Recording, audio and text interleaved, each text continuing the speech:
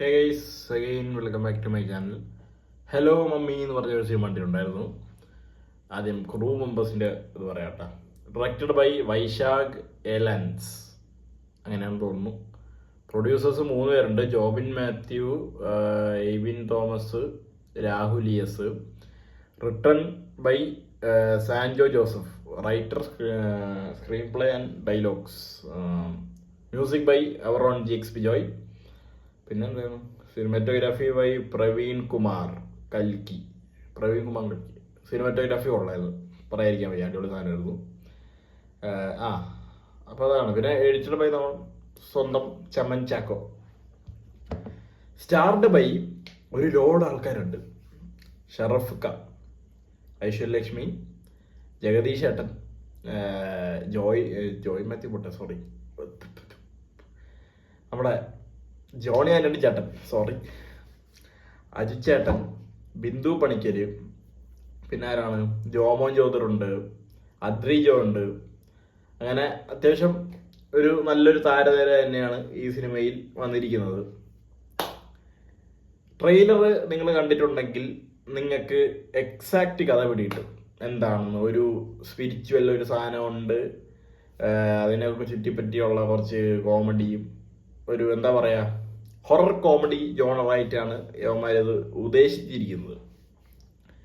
അപ്പോൾ പറയുമ്പോഴത്തേക്കും പിന്നെ വേറൊരു കാര്യം, എൻ്റെ അമ്മയുടെ കസിൻ, ഞാൻ ഇതിനു മുമ്പ് ഏതൊക്കെയോ വീഡിയോയിൽ ഞാൻ മെൻഷൻ ചെയ്തിട്ടുണ്ട്, പുള്ളി പടത്തിലുണ്ടായിരുന്നു. കുറച്ച് സീനിൽ, തുടക്കത്തിലെ കുറച്ച് സീനിൽ. ആരാണെന്ന് നിങ്ങൾക്ക് കണ്ടാലും മനസ്സിലാവില്ല. ഇടയ്ക്കൊക്കെ ഇടക്കാലത്തൊക്കെ ഇങ്ങനെ ഓരോ പടങ്ങളിൽ വന്ന് മുഖം കാണിച്ചിട്ട് പോകുന്ന ഒരു വ്യക്തിയാണ്. അപ്പോൾ സൂര്യകാന്ത് എന്നാണ് പേര്. എൻ്റെ ഒരു അങ്കിളായിട്ട് വരും. പുള്ളി പടത്തിലുണ്ട്. പുള്ളി ചെറിയ പോർഷൻ ചെയ്തിട്ട് പുള്ളീൻ്റെ വഴിക്ക് പോകുന്നു. അങ്ങനെ പടം തുടങ്ങി കുറച്ചു നേരം കഴിഞ്ഞു. ഒരു ഫസ്റ്റ് ഹാഫ് സത്യം പറഞ്ഞാൽ കൊള്ളാം. ഫസ്റ്റ് ഹാഫ് ഒരു ഡീസൻറ്റ് കോമഡിയും കാര്യങ്ങളും. ഇവർ തമ്മി കാണുന്ന ഒരു സീൻ ഉണ്ട് കേട്ടോ. ഐശ്വര്യലക്ഷ്മിയും ഷറഫിക്കയും ആദ്യമായിട്ട് കാണുന്ന ഒരു കോഫി ഷോപ്പിൽ വെച്ച് മാട്രിമോണി വഴി പരിചയപ്പെട്ടിട്ട് അവർ ആദ്യമായിട്ട് കാണുന്നത് ഒരു ഫസ്റ്റ് മീറ്റിൻ്റെ ഒരു സാധനമുണ്ട്. അപ്പോഴത്തെ ഒരു മ്യൂസിക് ഉണ്ട്, എനിക്കത് ഭയങ്കര ഇഷ്ടപ്പെട്ടു. ആ മ്യൂസിക്കും തുടർച്ചയായിട്ട് വരുന്ന ബാക്കി മ്യൂസിക്കുകളായാലും പാട്ടുകളല്ല, ഒരു കല്യാണ പാട്ടൊക്കെ ഉണ്ട്, അതൊക്കെ എന്തിനായിരുന്നു എന്ന് എനിക്ക് തോന്നിപ്പോയി. മ്യൂസിക്കുകളൊക്കെ നല്ല രസമായിരുന്നു. GX ബിജോയ് ആയതുകൊണ്ട് മാത്രമാണ് നല്ല രസമായിട്ട് അത് അതിൻ്റെ ഫ്ലോയ്ക്ക് തന്നെ പോയിട്ടുണ്ടായിരുന്നു.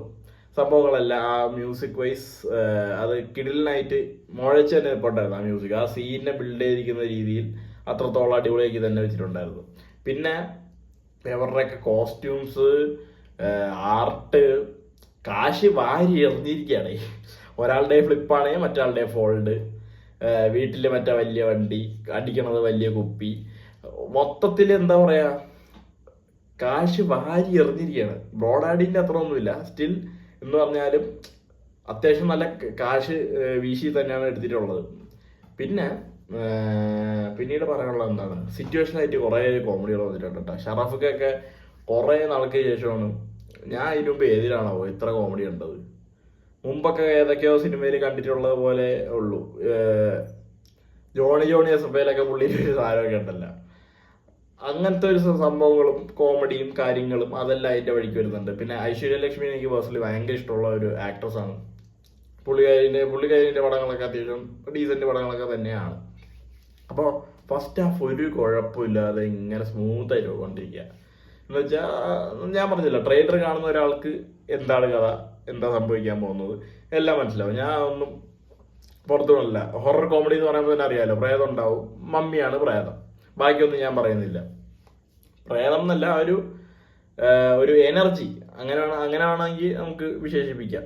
ആ ഒരു എനർജി ഉള്ളതുകൊണ്ട് അത്യാവശ്യം കാര്യങ്ങളും സംഭവങ്ങളൊക്കെ ആയിട്ട് ഇങ്ങനെ അവരുടെ ഓരോ പ്രശ്നങ്ങളൊക്കെ ആയിട്ട് ഇങ്ങനെ ജീവിതം പോവുകയാണ്. സെക്കൻഡ് ഹാഫിലേക്ക് എത്തിയപ്പോഴത്തേക്കും എന്ത് പറ്റിയെന്ന് അറിഞ്ഞുകൂടാ, എന്തൊക്കെയൊക്കെയോ കാണിച്ചു വെച്ചിട്ടുണ്ട്. സെക്കൻഡ് ഹാഫിൽ ഒറ്റ ഒരു സീൻ എനിക്ക് അടിപൊളിയായിട്ട് വന്നത്, മറ്റേ ജോൺ ആന്റണി ചേട്ടൻ്റെയും ജഗദീഷ് ചേട്ടൻ്റെ ഒരു സാധനമുണ്ട്. അത് കിടില സീനായിരുന്നു. അത് ഞാൻ ശരിക്കും ചിരിച്ചു, ഞാൻ ശരിക്കും എൻജോയ് ചെയ്തു. ആ ഒരു സീക്വൻസ് ഓഫ് സീൻസ് ഞാൻ ശരിക്കും എൻജോയ് ചെയ്തു. പക്ഷേ പിന്നെ ഒന്നാമത് അജിത് ചേട്ടൻ്റെ ക്യാരക്ടർ ബിന്ദു പണിക്കറുടെ ക്യാരക്ടർ, ഇതൊന്നും എനിക്ക് കലങ്ങിയില്ല. എനിക്ക് ഇവരുടെയൊക്കെ ആവശ്യം എന്താ, കാരണം അത്രയും നേരം ഒരു സിറ്റുവേഷണൽ രീതിയിൽ ജോക്സ് ഒക്കെ കൊണ്ടുവന്ന് പോവുമായിരുന്നെങ്കിൽ കുറച്ച് കഴിഞ്ഞപ്പോഴത്തേക്കും ഇവരൊക്കെ വന്ന് പിന്നെ ഇഞ്ചക്ട് ചെയ്തിട്ടുള്ള മറ്റേ അടിച്ചേൽപ്പിക്കലില്ലേ, ആ രീതിയിലുള്ള തമാശകളൊക്കെ വരാൻ തുടങ്ങി. എനിക്കത് കേട്ടുടങ്ങിയപ്പോൾ മതിയായി. പിന്നെ കുറെ അവസാനമൊക്കെ ആയപ്പോഴത്തേക്ക് ക്ലൈമാക്സിലോട്ടൊക്കെ വന്നപ്പോഴത്തേക്കും കുറെ ബ്ലാക്ക് മാജിക്കും ജൂതന്മാരെ പോലെ കുറെ എണ്ണവും, ജൂതന്മാരൊന്നുമില്ല വേറെന്തോ എന്തിനോ ഒരു പറയുമല്ലോ അതിന്, ബോധന്മാരാ ഔതുകളാ എന്തൊക്കെയൊക്കെയോ പറഞ്ഞ് കുറെ കറുത്ത തുണിയിട്ടോണ്ട് കുറെ ഏതോ ബോളിവുഡ് പടത്തിൽ നിന്നൊക്കെ, ബോളിവുഡ് ചപ്പ് പടത്തിൽ നിന്നൊക്കെ ഇറങ്ങി വന്നു വിവേക് ഒബ്രോയിനെ പോലെ ഉള്ള ഒരു മച്ചാനുണ്ടായിരുന്നു. വിവേക് ഒബ്രോയിനെ പോലെ ആണോ പോലും എനിക്ക് അറിഞ്ഞു കേട്ടാ, അപ്പൊ കണ്ടൊരു ചെറിയൊരു ഓർമ്മയിലാണ് ഞാൻ പറയണത്. അതുപോലെ ഒരു മച്ചാനുണ്ടായിരുന്നു. ഇവരൊക്കെ കൂടി വന്ന് ബ്ലാക്ക് മാജിക്കും എന്തൊക്കെയോ തേങ്ങയാണ് അവസാനം കാണിക്കുന്നത്. VFX കാര്യം പറയുമ്പോൾ കുറെ ഇടത്തൊക്കെ നല്ല രീതിയിൽ ചെയ്തിട്ടുണ്ട്. ഇപ്പൊ ഈ കുറെ സാധനങ്ങളുണ്ട്, വീട്ടിലിരിക്കണ ചെടിച്ചട്ടി, പിന്നെ ഷോക്കേസിൽ വെക്കണ സാധനങ്ങൾ, അത് ഇത് കുപ്പി ജെടുക്ക പ്ലേറ്റ്, ഇതൊക്കെ ഏറി നിർത്തുന്ന പരിപാടിയുണ്ട്. അതൊക്കെ ഒരു ഭാഗത്തൊക്കെ അടിപൊളിയായിരുന്നു VFX ചെയ്തിരുന്നത്.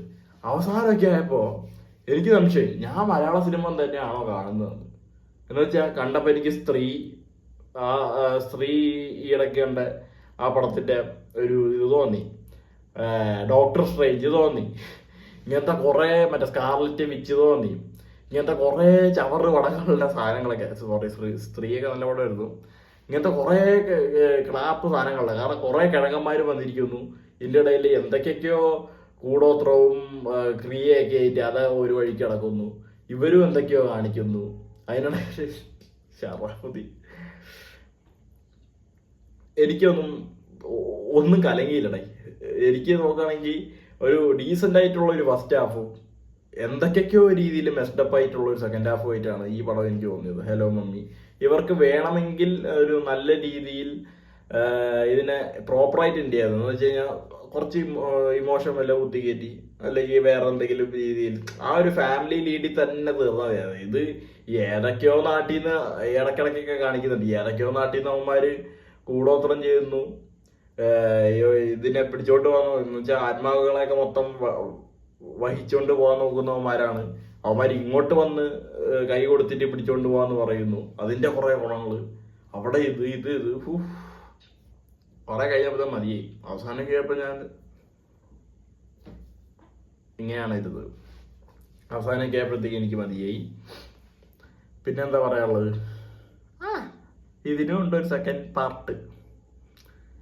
എന്തിനാണോ കൊരകന് വയറിളക്കം വന്ന പോലെ സെക്കൻഡ് പാർട്ട്. ഹലോ മമ്മി 2 ഇതൊക്കെ ഇറങ്ങുവോടെ, എന്തോരം പടങ്ങളാണ് ഇപ്പൊ അനൗൺസ് ചെയ്തോണ്ട്. ഇവർക്ക് അടുത്തൊരു ലീഡ് കിട്ടാത്തോണ്ടാണോ, ഇതൊക്കെ സത്യം പറഞ്ഞാൽ ഒരു പ്രോപ്പറായിട്ട് ഒരു എൻഡിങ് കൊടുക്കാൻ പറ്റുന്ന ഒരു പടമായിരുന്നു. അതിനൊക്കെ പിന്നെയും സെക്കൻഡ് പാർട്ട്. ഈ പടം നമ്മളിപ്പോ കുറെ പടങ്ങളൊക്കെ, ഈ പടമൊക്കെ നമുക്ക് എന്താ പറയാ ഒരു രോമാഞ്ചമൊക്കെ ഇല്ലേ, രോമാഞ്ചത്തിന് സെക്കൻഡ് പാർട്ട് ഉണ്ട്, പക്ഷെ നല്ല രീതിയിലായിരിക്കും എന്ന് എനിക്ക് തോന്നുന്നത്. കാരണം ആ ഒരു രീതിയിലാണ് കൊണ്ട് നിർത്തിയത്. ഇതെന്ന് പറഞ്ഞാൽ നമ്മളൊരുമാതിരി ഷട്ട് ഡൗൺ ഇടിപ്പിച്ചിട്ടാണ് സെക്കൻഡ് പാർട്ട് ഉണ്ടെന്ന് പറയുന്നത്. അപ്പൊ നമ്മൾ പറയുക, അപ്പൊ രോമാഞ്ചത്തിന് പറയാൻ അത്രത്തോളം നല്ലൊരു ഹ്യൂമറും എന്നാൽ ആ പ്രയോഗത്തിന്റെ കണ്ടന്റ് നമുക്ക് കൺവിൻസ് ആവുന്ന രീതിയിൽ ഒരു സംഭവം ചെയ്യും. ഇനിയിപ്പോ അതല്ലെന്ന് തന്നെ ഇരിക്കട്ടെ, എന്തെങ്കിലും ഒരു പ്രശ്നം ഉണ്ടാവുന്നു, നമ്മൾ പ്രേതത്തിനെ ഒഴിപ്പിക്കുന്നു, പ്രേതം പോകുന്നു, എന്നാലും പിന്നെ ഒരു പ്രശ്നമുണ്ട്. കാരണം ഐശ്വര്യലക്ഷ്മിന്റെ കഥാപാത്രത്തിനെ മാക്സിമം സേഫ് ആക്കാനാണ് ഈ മമ്മി സ്പിരിറ്റ്, മറ്റേ മമ്മിയല്ല പുള്ളിക്കാരിയുടെ മമ്മി ആയിട്ടുള്ള ഈ സ്പിരിറ്റ് നടക്കുന്നത്. എപ്പോഴും കൂടെ കാണും, എന്ത് കാര്യം ഉണ്ടെങ്കിൽ കാണും. ആ ഒരു സ്പിരിറ്റിന് കുറെ ചിട്ടകളുണ്ട്, അതൊക്കെ അനുസരിക്കണം. ഇങ്ങനത്തെ ഒരു സംഭവങ്ങളൊക്കെയാണ് പറഞ്ഞത്. അപ്പോൾ ഒഴിപ്പിച്ച് വിട്ടതിന് ശേഷം എന്തെങ്കിലും എന്താ പറയാ പിന്നെ ഒരു പ്രശ്നം വരികയാണെങ്കിൽ കൂടെ തന്നെ ഉണ്ടെന്നുള്ള ആ ഉള്ളൊരു എനർജി കാണിച്ച് നിർത്തിയിരുന്നെങ്കിൽ അടിപൊളിയാവുമായിരുന്നു എന്നെനിക്ക് തോന്നി. ഇത് വെറുതെ കുറച്ച് കാശ് കളഞ്ഞ് ഏതൊക്കെയോ നാട്ടിൽ നിന്ന് കുറെ പേങ്ങന്മാരെ കൊണ്ടുവന്ന് കറുത്ത തുണി ഇടിയിപ്പിച്ച് കുറെ സെറ്റിനും കുറെ കാശ് കളഞ്ഞെന്ന് തോന്നുന്നുണ്ട്. അവസാനമൊക്കെ സെറ്റ് ഇട്ടിട്ട് എന്തൊക്കെയോ കാണിച്ചു വെച്ചിട്ടുണ്ട്. അത് അങ്ങനെയൊക്കെ ചെയ്യേണ്ട കാര്യമുണ്ടായിരുന്നോ എന്നാണ് എൻ്റെ ഒരു ചോദ്യം. എനിക്ക് പേഴ്സണലി ഇഷ്ടമുള്ള ഒരു നടന്റെയും നടിയുടെയും പടമായതുകൊണ്ടാണ് ഞാൻ പോയി കണ്ടത്. എൻ്റെ മാത്രം അഭിപ്രായമാണ്. കുറേ ഫാമിലി ഓഡിയൻസ് ഉണ്ടായിരുന്നു. ഫസ്റ്റ് ഹാഫിലൊക്കെ എല്ലാവരും പെട്ടെന്ന് ചിരിയായിരുന്നു. എല്ലാവർക്കും ഫസ്റ്റ് ഹാഫൊക്കെ നല്ലോണം കലങ്ങിയിട്ടാണ് പോയത്. സെക്കൻഡ് ഹാഫ് മതിയായപ്പോഴത്തേക്കും മിക്കവരും ഒന്നും ഒടിഞ്ഞിരുന്നു. എനിക്കാണെങ്കിൽ മതിയായി. പടം കഴിഞ്ഞപ്പോഴത്തേക്കും ഷറഫയ്ക്ക് ഐശ്വര്യലക്ഷ്മിയൊക്കെ നേരിട്ട് വന്നിരിക്കുന്നു.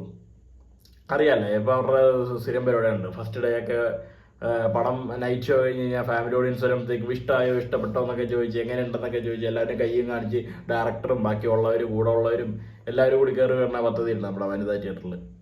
അപ്പോൾ അങ്ങനെ കണ്ടായിരുന്നവരെ ഹാപ്പി. ബട്ട് പടം എനിക്ക് വർക്കായിരുന്നേ. ഒരു ആവറേജ് അല്ലെങ്കിൽ ഒരു ബിലോ ആവറേജ് പടമെന്ന് എനിക്ക് പറയുള്ളൂ. ഫസ്റ്റ് ഹാഫ് വാസ് ഡീസൻറ്റ്, കുഴപ്പമില്ലായിരുന്നു, കണ്ടിരിക്കാൻ പറ്റുന്ന ഒരു ഫസ്റ്റ് ഹാഫും. ഒരു ചെറിയ ലവ് ട്രാക്ക് ആണെങ്കിലും നല്ല ഒരു സിങ്കുള്ള രീതിയിൽ പോവായിരുന്നു. സെക്കൻഡ് ഹാഫിലേക്ക് എത്തിയപ്പോഴത്തേക്കും ശോകം. അത്ര എനിക്ക് പറയാനുള്ളൂ. നാളെ രാവിലെ സൂക്ഷ്മദർശിനിയുണ്ട്, അത് കണ്ടിട്ട് പറയാം. അതെനിക്ക് കുറച്ച് പ്രതീക്ഷയുണ്ട്, നന്നായിരിക്കും എന്ന് തോന്നുന്നു. ബേസിലും നസ്രിയ ആയതുകൊണ്ട്. അവരുടെ ഇന്റർവ്യൂസൊക്കെ കണ്ടായിരുന്നടാ. ഞാൻ 2-3 ഇന്റർവ്യൂസ് കണ്ടു. എന്ത് വൈബാണ് അവർ രണ്ടുപേരും, കിട്ടില്ല വൈബ് എന്ന് വെച്ചാൽ ഉരുളക്കുപ്പേരി എന്ന് പറഞ്ഞവരാണ്. സ്പോണ്ടേനിയസ് ആയിട്ട് അങ്ങോട്ട് തഗ് ഇങ്ങോട്ട് തഗ്, ഊക്കലോ ഊക്കൽ.